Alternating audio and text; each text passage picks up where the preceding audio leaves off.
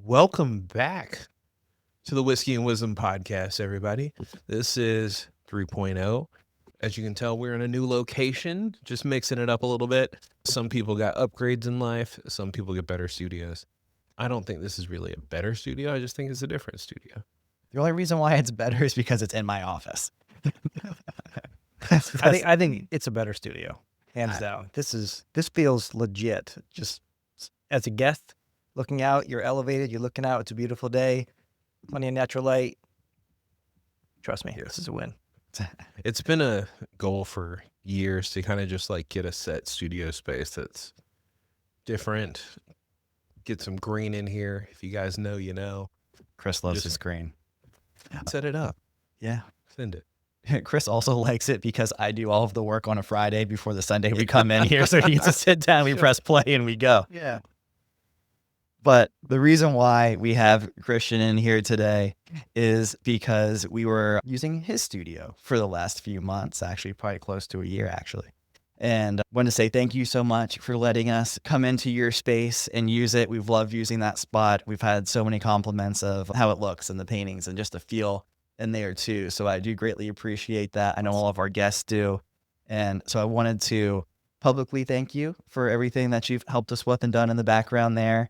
And also you've grown a lot and have done a lot of things since the last time we brought you on the podcast. And just wanted to see what you have going on because it's inspiring watching your journey as well too.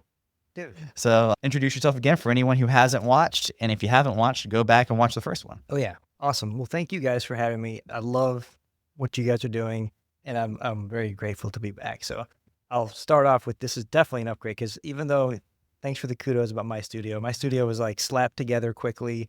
For those of you who don't know, it doesn't have any windows. And so that's why this is right there, right out of the gate. It's a win. But I'm Christian Cardamone, kind of like a Wilmington local, moved here in 96 from New York, and went to high school, went to college.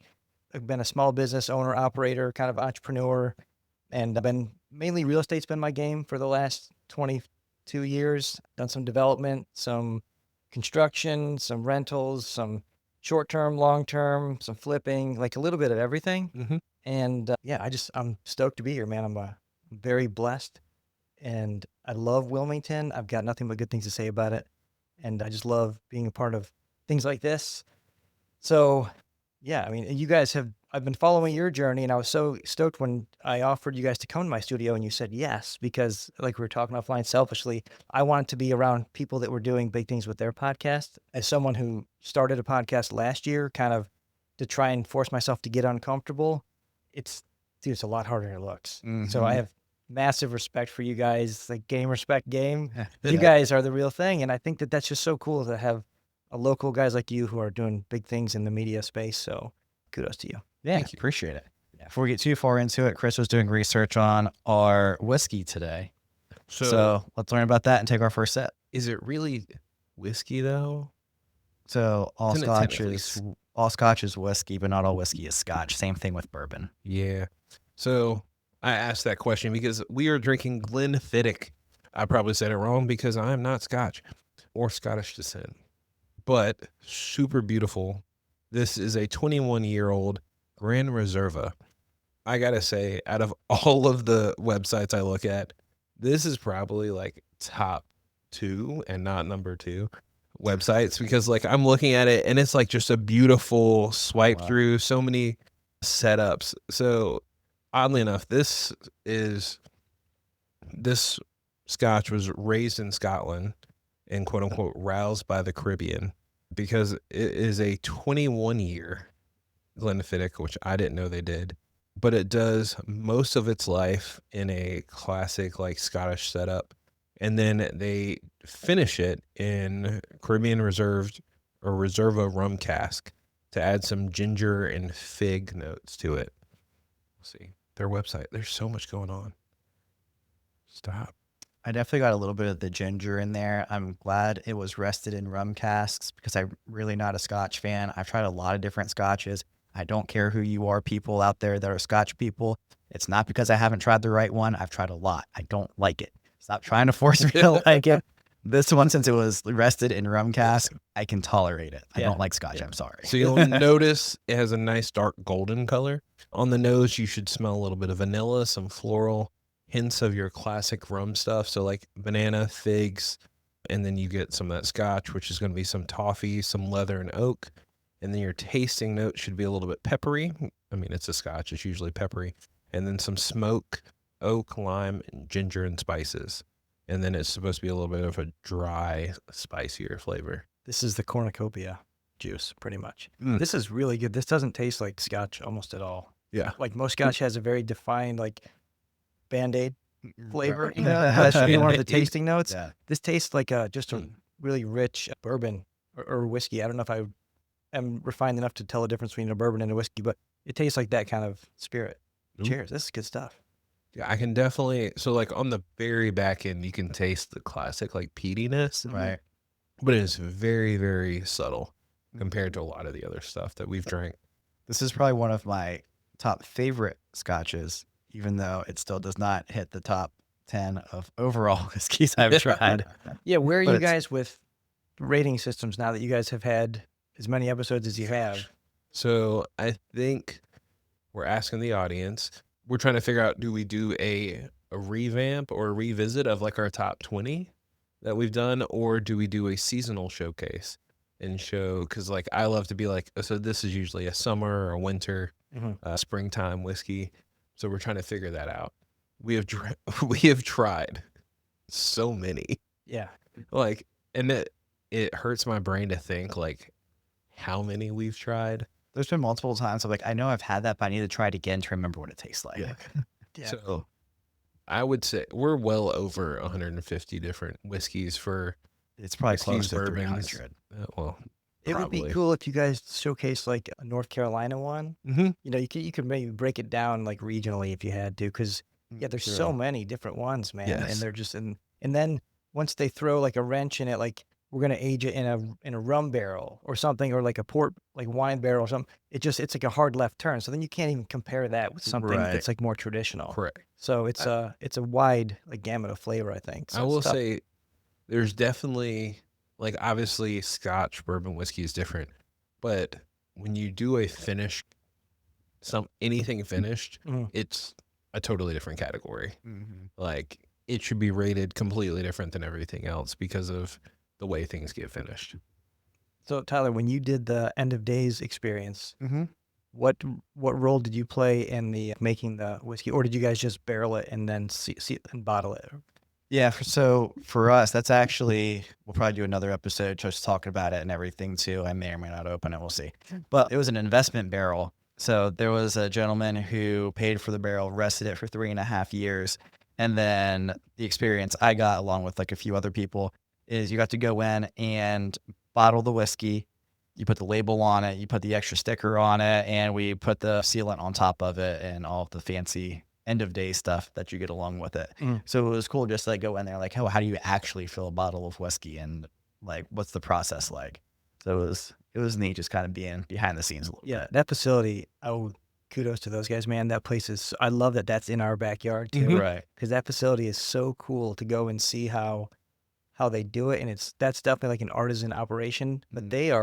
they're a tremendous brand. I mean, they're very big too. So Oh yeah. it's And really their cool. gin specifically, I've been getting into gin lately. Mhm. One of my favorite gins. Yeah. That's another. We could do like every month, we could drop like a single episode of like rating things, and we could still do like a solid Oh yeah. 6 months. You're doing it for a long time. Mhm. And for those who don't know, End of Days is based here in Wilmington in the Cargo District. It's one of the first businesses over there. They It was really- close, yeah. Yeah. And they're still there, still doing things. They now have like a Growing. little side hustle where they got like a pop-up kitchen where like different places, like different restaurants come Concept in kitchen, yeah. there to, which has been pretty awesome to check out. And then they're dropping these like great new flavors on a regular basis. I haven't gone down. Did like a step into the gin section, and then I was like, I'm okay. I burned out my palate on whiskey a year ago. Yeah. And Okay. I was just like tired of anything that looked brown. So I started going down the Ouch. gin. Dude, I'm with you. Chris. I took You can't do that when you have Liquid. whiskey and wisdom as part of your identity Yes. here. Exactly. I switched over to tequila maybe like a year Yes. ago too, because Oh, yeah. I played in a band and we always like Jameson was like our calling card for years, Right. and it's like love it, love it, love it. And then after a while, I've been drinking tequila and trying to find like the purest, cleanest, in my mind, the healthiest, to Yeah. also kind of make me feel like I'm trying to do my body a service, even though it's Still it's alcohol. poison, Right, yeah. Then when I have something like this, it's like this is full. Have you had Ocho yet? Ocho is my go-to. That's mine Okay. too. Is that yours yeah, too? Yeah. Dude, that stuff is amazing, right? So good, and it's probably the cleanest that I found anyway. Okay, that makes me feel great because I was told that, and I did like enough research to be okay with it. Mhm. And then I was doing kind of taste tests along Casamigos I like, and Oh, yeah, Casamigos yeah. made like a Cristalino Yeah. version too, and I thought that was really good. But Ocho, man, Mhm. So that's the stuff. this is the joys of like sitting at a bar instead of like showing up with your friends all the time and stepping away. Like if you take time to like just go and learn from a bartender, asking them questions at a spot where these people are knowledgeable, it's amazing. Because literally I would say last night we were sitting at the Ibis and I was asking these questions because like I love Ibis. Shout out Matt Ray, he'll be on later. But their bartenders are so knowledgeable. So when I asked, I was like, so I need a whiskey. My friend loves Espolon, but Espolon to me was like 15 years ago. Like that was the expensive tequila. What is a better alternative or a cleaner alternative? And he was like, so try out Altos, Altos. Like it's a square with like a bright I've blue. seen it, okay. Mhm. And he's like, that is a good like entry level, no to limited preservatives. So it's still going to be better for you. Yeah. Which I was like, that makes sense because that's what I got when we went on our honeymoon. They were like, you can get a bottle. And I'm like, bet. And then he said the same thing. Like Ocho is a great, like it's not a inexpensive bottle because it's like 60, 70 bucks. But it's still an amazing bottle for like your, let's just have a tequila soda, something that you can get some good flavor and you're not going to feel like shit the next day. Right. So how did you shift from whiskey to tequila? Why did you not do like gin? I know why you didn't do vodka, but like, or beer or something. Well, over the last maybe 24 months, I've been working to just try and improve my wellness overall. Just because as I'm getting older, you have to like pay more attention to that because it just becomes, if you don't make it a priority now, it's a lot closer. It's later than you think, I guess is what I would say. So you got to just be mindful of that stuff. So just little decisions and just trying to optimize my life in different ways. And frankly, I just kind of got tired of certain things. I thought, well, let me try something new. But I got a bottle of it for my birthday last year Okay. as a gift. And I was like, I'll try it. And I had it and it was great. And then a buddy of mine, Steve, told me he was drinking it. And then he told me, he like gave me like the pitch on it. He's like, this is like the best tequila. It's like the purest, cleanest, and gave me he went down the rabbit hole on how it's made and stuff. And I was like, all right, well, let's go this route for a little while. So Yeah. it's not like I'm home drinking it by the gallon, but Yes. but if I was, that'd be what I would be drinking by the gallon. So good stuff. So another thing that happened in your life, and we'll get into more business stuff too. You also had a baby. My wife had a baby. Well, yes. Yes. You played a small I role. participated. Yeah, it was awesome. At least partially. Yeah, baby Luca Franco Cardamone got here 3 months ago, and dude, he's amazing. We just finished watching the F1 race, Singapore race that happened this morning. Yeah. So he's home. He's got his little Ferrari onesie on, That's awesome. and he was great. He was awake and kicking and wiggling the whole time, and he's healthy as can be. Man, we're so blessed. And his sister is now 3.5 years old, and she's been. It's quite a change when another baby's introduced in the equation, Right. But it's so awesome, dude. That's awesome. And hats off to my wife because she's doing the heavy lifting. But it's been the last 6 months have been crazy. So I believe it. Yeah. Yeah. That's awesome. And you're still rocking with the bands. still playing with the band. We played 2 weeks ago up at 7 Mile Post. Had a good show, and we're playing again at Halloween. Up there at 7 Mile Post. We do that like every year, big Halloween show. Yeah. And then we'll play. We do like a bar show, like a club show once a year. We do it at Reggie's. Oh, So okay. that'll be in December, and that's like a throwback to the days we used to play at the Whiskey downtown years ago. It Yeah. was like the disgusting dive bar that we loved. And so that's not that Reggie's is a disgusting dive bar, but it's like it's like one of the last few like rock clubs we have in town. Right. So we're stoked to play there and get loud and play some grunge music, and that'll be it for the year. So the office that we're in, Beacon Wealth Management. So myself and then Jody Burke and Eric Kohlberg as well. But you know Jody, Oh, yeah. and he loves coming out and supporting you guys. And every time you guys are out, he lets me know after he goes. Yeah. And I'm like, jerk, why didn't you invite me? But Jody's awesome, man. Shout out to Jody. He's one of the greatest dudes, man, and I've known him for a long time. Yeah. He's always been a big live music guy. Yeah. So I think that's cool. Our town needs that. That's what makes our town special. Is a lot of people. We have a lot of great music here, a lot of great talent, man, and it gets supported, and that's really important. So, because you're a live music guy, I got to ask the question, what do you think about these sound ordinances? And I ask that because I go to a lot of bars that, and by a lot, I mean like 3, that are in positions where it's like, hey, 10 o'clock, cut the music. Or like even downtown, I feel like it starts midnight. And yes, I'm old. Am I going to be out past 11? Probably not. But I was Those curious young of your upper position standards. as like an artist and like someone who plays. Man, I think it's one of those things where when you're younger and you're out and you're playing, it's like, well, we're in a bar. We can be loud. That's what that environment is for. But from a different perspective, you hear situations where there's like a bar with like condos above it. And so it's a tough call. I mean, there's certain districts that are designed in the city for a reason, Central Business District being one of them, where then if you buy a piece of real estate in that zoning district, it comes with the territory. And so I think you have to have areas that are designated for that, which we do. So we got to have it, man. Rock and roll. That's just the bottom line.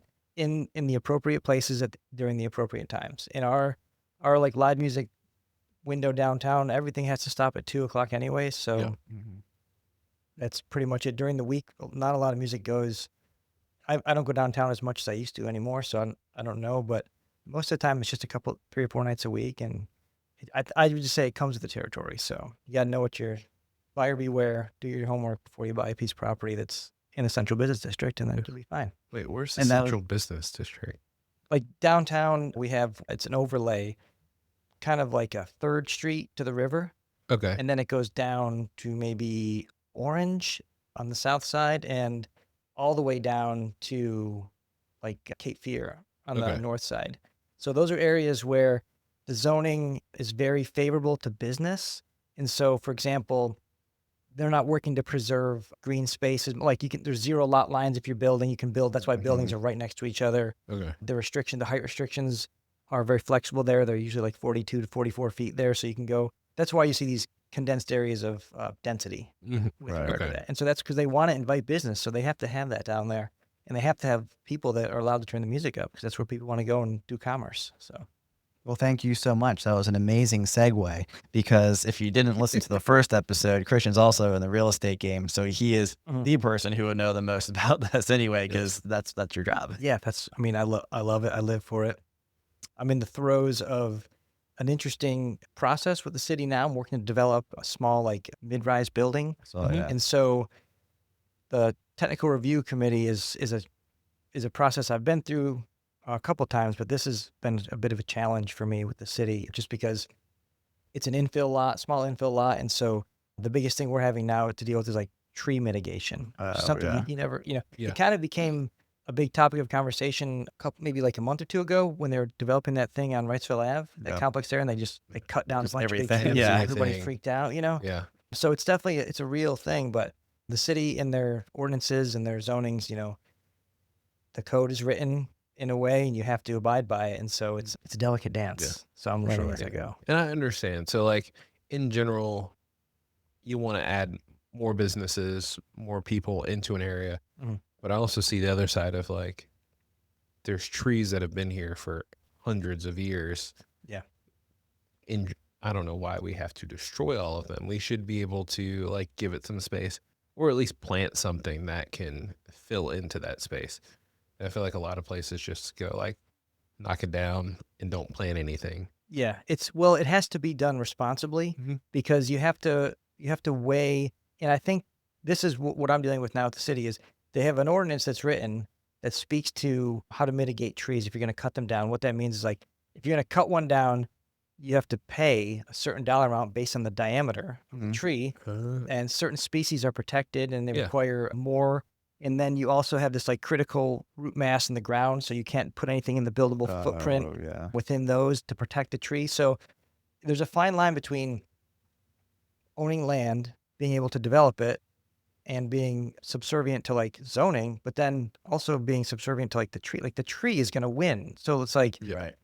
I guess I can't just develop this because my little piece of land, for example, this is the ironic thing, is a single family home. If I was going to put a single family home there, I can cut all the trees down, don't have to pay $1. Just, I can get my construction plans permitted, approved, and I can cut down all the trees. The trees that I have to cut down for the same thing because it's a commercial building, it's going to cost me like 60 grand. So I'm thinking, well, the city wants more housing. The city is an infill lot. Mm-hmm. These aren't any protected species. And so as a developer, it's making me want to not develop to the highest and best use of the land, which doesn't serve the city. So the way that ordinance is written, it's more appropriate if you had an acre or 2 or 3 acres out here with beautiful live oaks and something to preserve. But these are not a protected species of tree. And so it's one of the frustrating things I'm dealing with this right now. And so just comes with the territory, I guess. Yeah. So, hot topic question. What is your opinion on, this is a good thought process. What is your opinion on adding more apartments before you expand the road?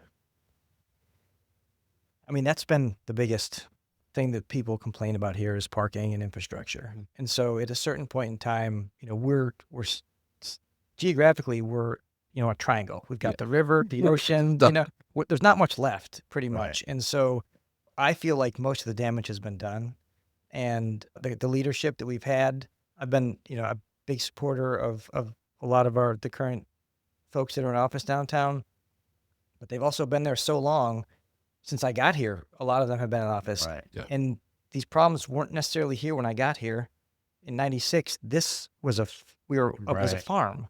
I used to drive my Volkswagen Beetle down Military Cutoff, and there was cows and horses. Yeah. Right. I'm dating myself, but I mean, it was a 3-lane road for all until I went to high school. yeah. Yeah. And so we've seen all this develop, and a lot of the folks that are in office now were in office back then, and all they've done is develop. So it has to be done more responsibly, I think. I mean, we need a lot of help with infrastructure, but now you can't do it, dude. You can't put the genie back in the bottle. Right. Yeah. You can't widen the roads when there's buildings or houses, or you can't just go and exercise eminent domain. It doesn't work like that anymore. Right. So I was curious because I was out my side of town. They're adding apartment complexes. And I'm like, yes, I understand capitalism and the fact that we need money and we want to bring people here, which will then cause other businesses to show up here and like want to develop it. But I'm also like, can we not use a little money and just push it back a year and just make this road a little bit wider? Because a 2-lane road for all these people trying to get into GE is not the move. Yeah. Especially with more construction. I think that we need some folks to propose something possibly, and I'm not saying like politically in the middle of the road, but figuratively or literally, really, between like, let's save all the trees and never develop anything and no new people can come here and let's lock Wilmington down and just keep it the way it is forever, versus we have to be pro-development. That's just the nature of the beast. But something in the middle that just shows responsible development. So restrictions that apply to developers, but it needs to be more specific to the site versus just a huge blanket area of like even something as broad as a zoning district, I think. So, and that's just been my experience seeing it. And so we just need someone to, development's probably one of the biggest hot ticket items in our area, I think. And so that needs to be the topic of conversation. And the folks that are running for office right now, it needs to be to the forefront, I think, of the discussion. Yeah, because you have 2 different options, really, if you're going to look at the 2 separate sides. So if you say absolutely no more development, you're going to have like a Long Island where they're not doing a lot of development and the houses are just stupid expensive because everyone wants to move there and there's only so much supply for the demand. Or you flip the other way and go like the LA route where you just build on top of each other until you have absolute gridlock. So to your point, like you have to find a happy medium somewhere because you're going to achieve one or the other. Yeah. especially like you said, we're in a triangle. Like there's mean, only so much you can do. It's even more important here because of our physical size is so Right. small. So Wilmington just needs to figure out what its identity is and then commit to that and get the whole county and city to buy into that. And then it's like, are we the next Hamptons or are we the next Myrtle Beach? Right. You guys pick, and whatever we want to do, let's just do it together, but let's all get aligned on the same page. And this is such a special place that it's like Charleston's probably a good role model for us. Savannah, those are good cities where you have like the historic riverfronts, and then you have the beaches on the barrier islands. But these are like, grown up things you never think about until you become a grown up. Exactly. And then you're like, traffic, and the taxes are going up and all this stuff, but it's real, man. And this affects us. So I sound like a politician, dude. So when are you running? No, oh man, I gotta go. No, I laugh. So This was not an announcement podcast. No. I was thinking. So like my friend was driving through Cary and was like, he loves the visual of it because like they have a median down most of the space, and then they have trees on the other side, and I'm like, it reminds me of downtown. Like, yes, it sucked when they started putting medians in down like 3rd Street.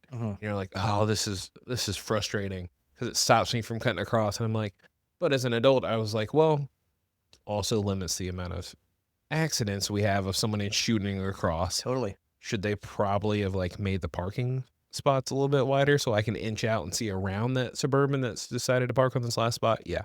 But then I'm also like, that'd be nice to do on like all of the barrier streets that need to be expanded. Like make them 2 lanes, but put a median down the middle with some trees. And guess what?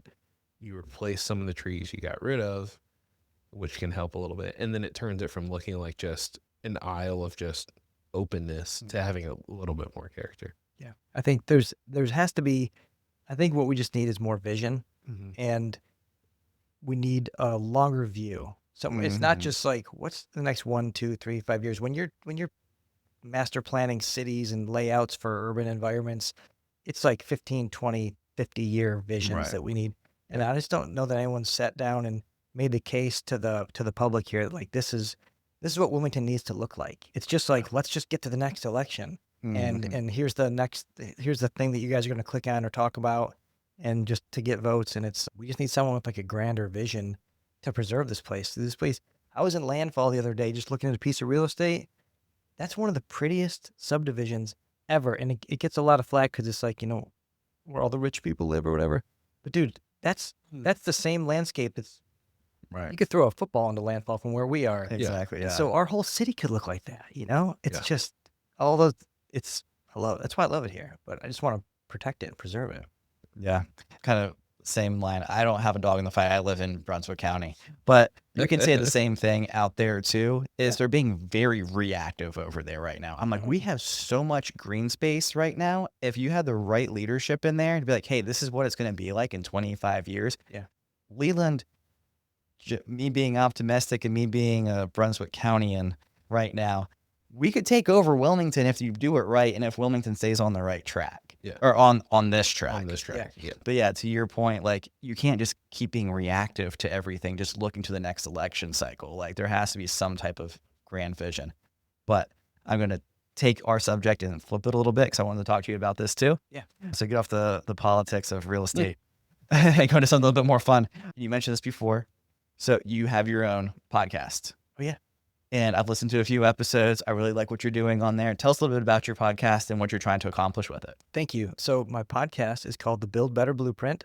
And it was an exercise that I forced myself to do, like I said before, just to try something new, to get a little uncomfortable. Yeah. And I launched it a year ago.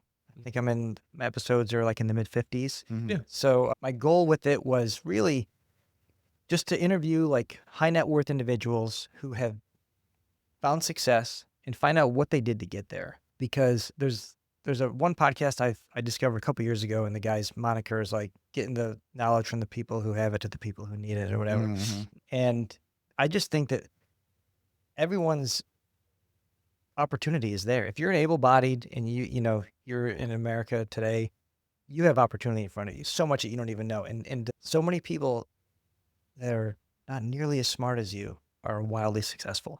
All you got to do is you just need to know what play to run. So I just wanted to meet as many people as I could that were successful, find out what they did to find success. And success in family, success in business, success in faith, or whatever it is, success means something different to everybody. So the best part about it, and maybe you guys can speak to this, is the people that I've met through that have just some of them become very close friends. Yeah. Some of them I never speak to again, but I had a great just interaction with them. It's so cool, man. It's the neatest.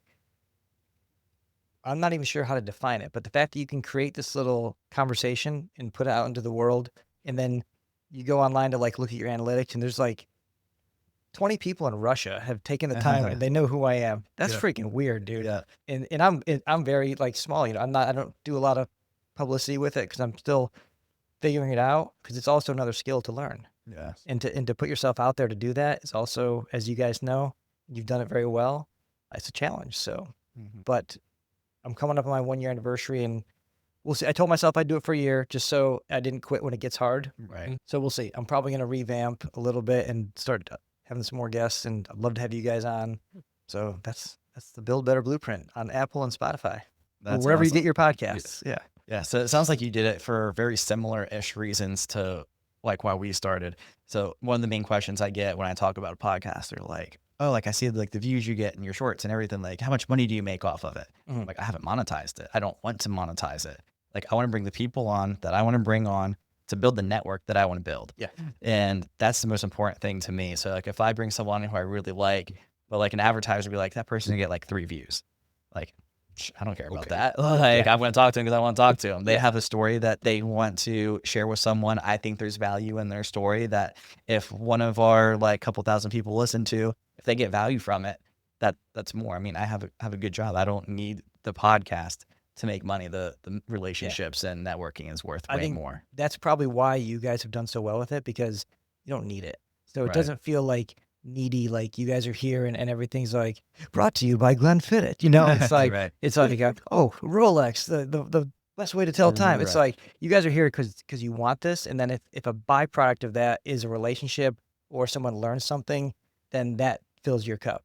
And so in this world today where everything is human capital, is like relationships are the most valuable thing you can have. So you might not need me today, I might not need you today, but we've built a friendship and a relationship, and down the road, if and when there comes a time, we have that, and that's more valuable than like an ad. Exactly. I think. And if we don't ever need each other, and it doesn't need even to be like a usury concept, it's just, this is a great thing to do on a Sunday afternoon. So I think it's a great platform. One of the things I think is a disservice that people talk about, not saying this is a bad thing, but the absolute focus on making sure your profession is something you're passionate about. Because I do think there could be something that you do to make the money that you're not passionate about, but you can then take the assets that you created there to put into some type of passion that's not generating you an income. I think that could be even more valuable in certain ways, because then you can take that passion and actually give of service to someone else. And I feel like that would serve your cup more, because you see all these people on Instagram and stuff now, they're like, oh, I became a whatever influencer or whatever coach, because they're taking something they're passionate about and trying to turn money into it. Yeah. And they already have like a good paying job doing something else. It's because everyone's telling you need to make money doing everything that you do. Like, if you're putting an hour into it, you better get a return on it. Yeah. It's like, okay, I'm getting a return off of this right now, but just not monetarily. Like, I enjoy sitting down and talking to you. Yeah. Like, that's a huge return for me. Yeah. And you being able to provide value to our listeners, that's a huge value for me. Yeah. Well, that's a great way to look at it too, because money is a tool, and money is good for the good it can do. Right. So the way you generate income, I talk to folks about real estate investing. We touch on this often because everyone's like, I want to quit my W-2 and just be a real estate investor. And it's like, your W-2 is the biggest tool you have to help you become a real estate investor. It's the income you're generating to then buy the assets and invest in, which over time will appreciate and provide the benefits of real estate investment. You don't want to lose that. If you have an engine that you have already control over that generates income, that allows you to do these other things. So yeah, it's very important. Right. I'm monopolized it for a while. I'll let you go now. Okay. So go back a little bit and come forward. With your podcast, how do you find these people? you said high net worth individuals. For someone like me, I hear the term, but I don't know like what that really means. Because to me, I'm like high net worth. I'm like, oh, well, they have to have this much money, or they have to do this, or they have to own that. And in general, I was looking at something the other day, and they were like, yeah, if you have over $500,000 like in assets, you're wealthier than like over like more than 95% of the population. So for those people, that's why I was curious, like where do you find these people, or like how do you like, oh, I heard them or I saw them, like where do you find your guests? So most of the guests from this past year have come from masterminds or coaching groups that I've been a part of. So one of the groups that I'm in is called Go Abundance. It's been just an exceptional experience. I joined it a year and a half ago, and they have a financial threshold. You have to be worth over $1 million just to join.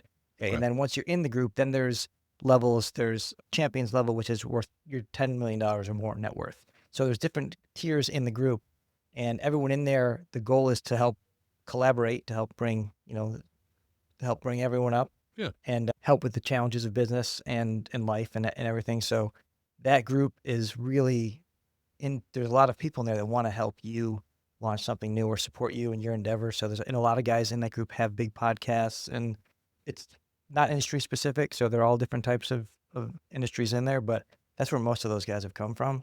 Okay. But I've met most of them in person, but it's cool because a lot of these guys, I mean, I've been to a couple of the conferences, and I'm sitting next to a guy who's 10 years younger than me, and we're talking. And one of the exercises you go through, it's really big on like you open the kimono and you go through your financial balance sheet and you talk through everything. You really get vulnerable on a lot of levels, but that's how you grow. When you have someone who's up here and you're down here, and they can tell you this is what you need to do to help to get here.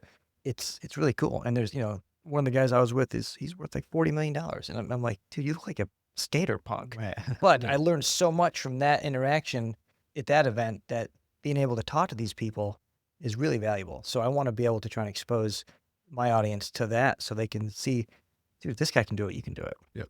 And that's really the crux of why I wanted to start the podcast, was just to say, this is all here for the taking. You got to do the work. Right. Yes. But choose your path, and you can make money so many different ways.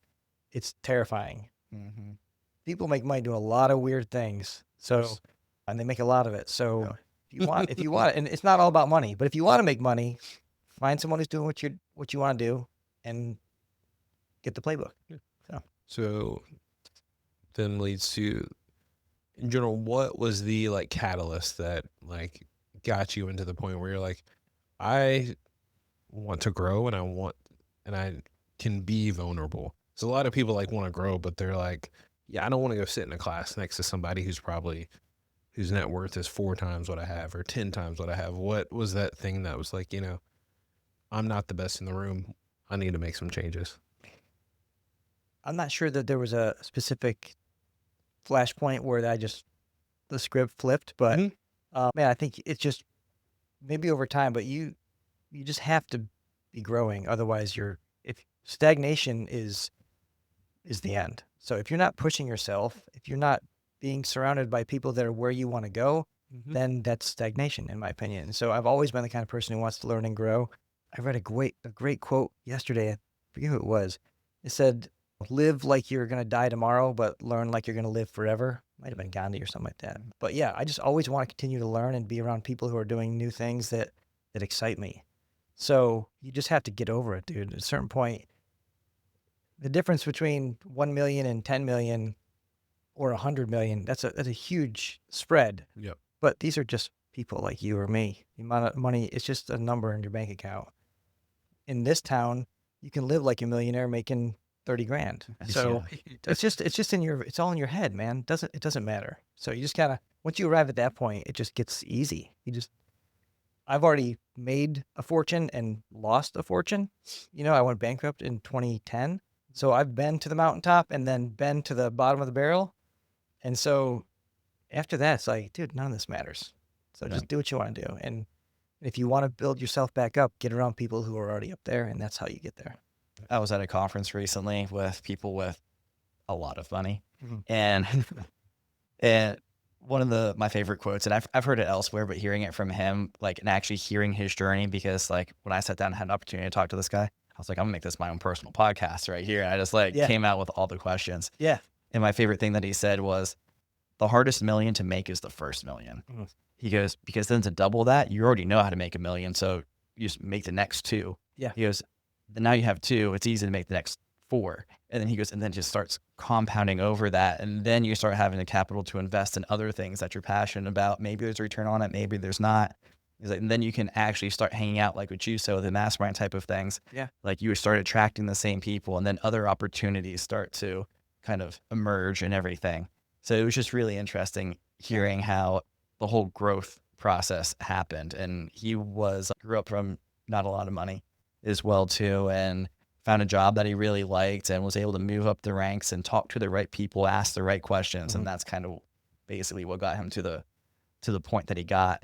And one of the main reasons why I started this podcast was to have the conversations with people on many other success podcasts. Yeah. So I always use the Jay-Z example. He was like, oh yeah, I started out like cleaning toilets and stuff. And it was like, then I had opportunity to record this one time. And then like one thing led to another. And now I'm Jay-Z and I have like hundreds of millions of dollars. I'm like, okay, what are those middle steps? Yeah. What happened Like, between yeah, there? that's what I want to know. Yeah. And so the more and more I talk to these people, it's just the passion for growth and willing to ask questions and the willingness to fail and just Yeah. putting yourself out there. Yeah. That was the only part that was missing that I was like so direly trying to find. Yeah. I was like, it's just finding the opportunity and willing to fail to find that opportunity. Dude, I mean, that's so well said. You know, winners lose more than losers do. That's Mhm. just the truth. You don't see that until you see them when they're successful and they're on the top, and you don't realize the path they had to forge to get there. Right. And maybe it started this way and ended up here too. You know, you never know where, but just you're always one relationship away from a Right. really major pivot in your life that could be really good or really bad. Right. So, but you won't know. And I guess you distill it down. You just have to put yourself out there and not take yourself so seriously and be like, dude, we're just three guys here shooting the breeze. Yeah. But this relationship could materialize into something really big someday. That'd be awesome. If not, it's great right now. Right. And it just don't take it so seriously, man. Yeah, that's my thought. That's what I tell Chris all the time. Don't take it so seriously. Well, not just that, but like anything could come from anywhere. Yes. Right. Yeah. And like just taking an opportunity, because one of his things like, oh, I don't have the money to do that. And me being in the business that I am, I'm like, money is everywhere, dude. Dude, yes. Yes. That's the truth. And some people have way more than you ever even thought. But if you want to get rich, hang out with rich people. yeah. You want to become a good pickleball player, hang out with pickleball players. You want to be a good surfer, hang out with surfers. But you can't sit home and say, I want to be a good surfer, but never go to the beach or never Right. hang out at the surf shop, whatever. You just got to, that proximity principle is so real, man. So you Yes. just get in the room with people that are living your dreams, and then it happens. And again, you got to put in the work. But, Right. and success doesn't reward shy people. You got to put yourself out there. Mhm. But you do it, man. It's not rocket science. Yeah. It's been the running joke because I've had people come up to me outside of like out off the podcast and be like, so when are you open up your bottle shop? And I'm like, ma'am, I'm not actually opening a bottle shop. Yeah. I have to, like we said, you have to have a passion. Like you have to have something that you want to work towards. You still got to have a 9 to 5. And like a bottle shop, I think is a great idea. Have I written it out and have a plan to like take to somebody? No, it's just Chris concepts. Like I have a lot of them and 92% of them are not going to come to fruition. But Tyler is always here to hype me up and like, talk to this person. Go ask that guy. They'll help you out. And I'm like, That's I will. beautiful, man. Yeah. That's the value of that, though. You got to have a coach. yes. You got to have a mentor or a friend. If he's not pushing you, then if you really want to have a bottle shop, you could have a bottle shop. Yes. And maybe when that day comes, it's because Tyler kept kicking your ass, saying, "Dude, what you doing? Get your shit together. Get this bottle Oh, shop going." 100%. But if he's not there to do that, then you're just gonna go on your merry way and just have a good idea. We all do that. We're all guilty of that. It's like, oh, I'd love to have that car. I'd love to do this. I'd love to do this one day. But you gotta confess and profess to the world what you want. And then just the fact that random people come and say that to you, man, that's accountability. Yeah. And accountability is what gets things done. So I think that's awesome. Thank you. It's always it's fun when like someone who I know has like taken that jump and that leap to do something different is like, you can do it.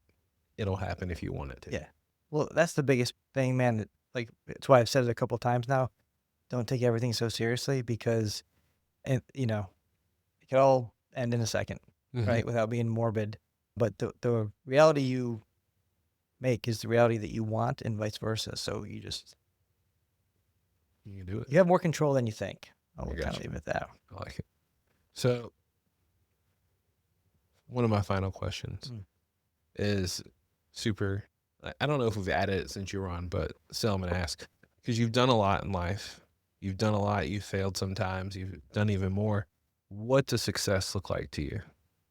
Man, success for me, it's funny you said that. I said this to my wife yesterday because we were out running errands. We drove from our house right next door up to Porter's Neck, out to Castle Hayne, down to Monkey Junction, back around. We did like the full circle of Wilmington, and we made what feels like 1,000 stops. But Yeah. being able to, I think, I'm reading a book right now. I'm almost done with it called The 5 Types of Wealth by Sahil Bloom. I highly recommend it. It's amazing. It goes through and talks about physical wealth, mental wealth, financial wealth, spiritual wealth, a lot of really kind of deep concepts, but it's an easy read. But just having the ability to do what you want, when you want, with who you want is success. And so to go to all these little places and run into Lowe's and buy whatever you want and not have to get out the checkbook and balance it because we can afford it, because we're blessed, because we work hard for that. That's amazing. To be able to be in the car with my 2 kids and my wife, to be married, someone wanted to marry me, that's freaking success, To have 2 healthy, beautiful kids, that's success. And then to like ride by the beach and be living where we are. I mean, I'm a successful guy without bragging because I'm healthy. I live in Wilmington. I'm married. I'm blessed. My parents live a mile away. And so success means different things to different people, but that's what success is to me. Nice. Yeah. I like it. So then my second to last silly but legit question. Because you were successful and you can like drive around town, do silly stuff, I'm going to put you on the spot. All right.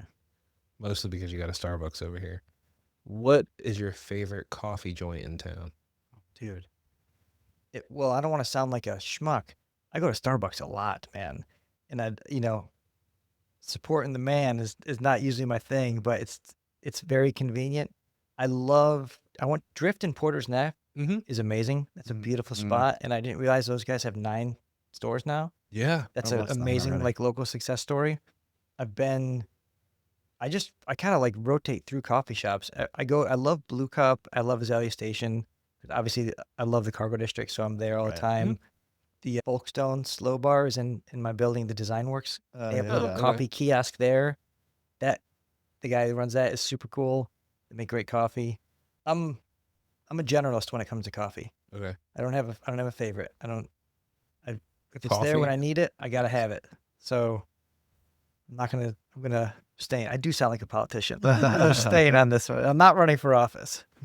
No, It's I hard for asked- me too, though, especially there's so many great spots that I'm in different parts of the town. So Yeah. like I have a spot I can go to anywhere and I'm happy with it. And then Yeah. also each one does something really well that's different that I enjoy. So like if there's like a latte that I want, like a specific latte. So like Azalea Station and Blue Cup, there's a couple lattes that are just amazing that no one can touch if they try to like replicate it. Yeah. Like, so I go there for those specific ones. If I just need something quick, to your point, Starbucks is a third of a mile that way. I walked it out. Yeah. So, It's so just- I pick it up and It's that's whatever, it. when you have the itch, whoever will scratch it. Exactly. Different strokes. But yeah. So what's yours? I mean, are you a Oh. diehard individual one? I don't drink So coffee. he doesn't drink coffee at all. He's just trying to stir So- the pot. Oh. If someone, it's been a running joke at work because people are like, "Oh, hey, we're doing a coffee run. You want anything?" And I'm like, "I don't drink coffee." Yeah. And so I look Cake like pop. a douche because I'm like, I'm too good for. I'm like, I just don't drink coffee. I will literally. I had one yesterday, and because I don't drink it, the caffeine hits me so much harder, Oh, it's gotta be nice. and so I'm just like I'm jittery. Six And bucks. people are like, "Are you okay?" And I'm like, "Yeah." Your eyes twitching. I'm like, I need water to calm down the Yeah. caffeine. So yeah, I'll drink matcha every once in a while. Uh-huh. I will say Azalea Station, I typically get a matcha there whenever I'm getting a haircut from Complex Cuts. Josh, shout out. Oh yeah. Or still Sundial. That matcha we had like a year ago is still on my mind. So Grew yeah. up in Surf City. Oh yeah. I got to give a shout out. Actually, Will Chacon, Luna Cafe. Yeah, Will is the hardest working man in showbiz. that's true. Best drummer in the Southeast, hands down. But his coffee shop is amazing. And whenever I'm down in the Castle Street Antique District, I go there. I just drink black coffee though, so I'm not like I don't need anything beyond that. This is kind of a one-off. It's probably not in the shot, is it? I'm gonna cover it with my foot. But yeah, I would say if I have to pick a favorite, because I love Will to death and his coffee is amazing. He roasted himself just up Yeah. the street. He's got a little roasting station. So Luna Cafe on Castle Street. That's my final answer. Down for it. Tyler. He has a good shop too. I used to go there a lot when I was down on Castle Street more. Yeah. But yeah, I would agree he's good too. Okay. But I went to Hidden Grounds for the first time in a while just because it didn't have a line when I drove by, and I was Is like, it I'll pick worth that up. The Yeah. hype. Again, like it comes down to like if there's a specific latte that I really like there, I'll pick it up. A new one that just opened up that I'm just gonna forget. Calico, right down the road from us here in Landfall Shopping Center. Oh yeah, I saw an ad for that. Yeah, they have some good iced lattes. If you want to go to iced latte, Okay. they got some really good stuff down there too. Or So yeah. So if there's anything specific, let me know. I'll tell you the best I shop will to go. shout out Bevy. The Bevy Oh, Mart. yeah. We were talking. They about do that. some really good. I had a matcha. I had something from them, like some sort of matcha, cold foam, coconut milk. I was like, okay. Yeah. I understand why people get this every single day. they've got a sleeper who owns the place. That's why. Yes. Cheeto from Bespoke, he's Yes. the coffee guru. So Yeah. for him to slide in and run it under the guise of a Quickie Mart is Yeah. very smooth. They have a functional latte there. Yeah. It's amazing. Uh-huh. So and it doesn't give you like the super hype like caffeine spike just Yeah. because of the way they make it. It's really good. Okay. Yeah. Check it out. That's another business where, in my head, when you say, oh, you can open a bottle shop, and you're like, you got to be the only person running it. But if you have people, there's not just one person running Bevy. Like there's a group of people Oh, that yeah. work together Mhm. that got it up and running. So shout out Bevy Mart. Yeah. So yeah, Everyone that works there is super nice too. Like great people there. They've got it dialed in for Yeah. sure. good. So do you want to shout anything out? We're at the end now.